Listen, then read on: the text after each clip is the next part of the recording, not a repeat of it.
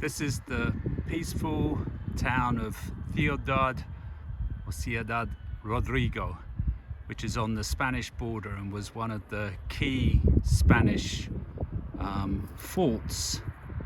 As you can see, it was a completely fortified city, and it held the key to opening up the Spanish frontier for Wellington. And in January 1812,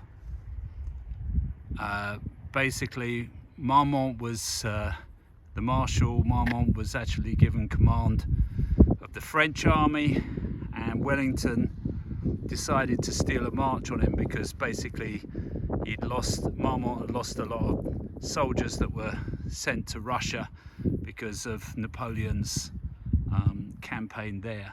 So basically Wellington didn't have a lot of time, so he went for breaching this wall, and you can see where the wall has been breached in terms of the cannons.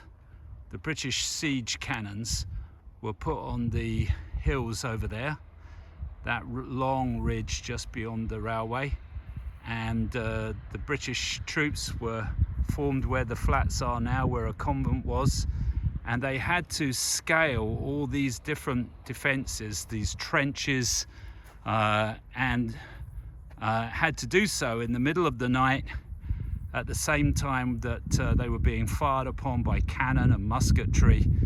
And there was something called the Forlorn Hope, and Hill's 3rd Division basically tried to climb the rubble that the cannons had produced in terms of tearing down this wall.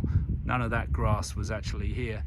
And in the middle of the night there was a terrible fight. There was something called the Forlorn Hope, that were all volunteers that often died in the process. And this was the Great Breach, and around the corner was the Lesser Breach, where Crawford of the Light Division basically died. But eventually Wellington succeeded in breaching this city, and in so doing took one of the 2 key border forts, and opened the way to invade Spain in 1812.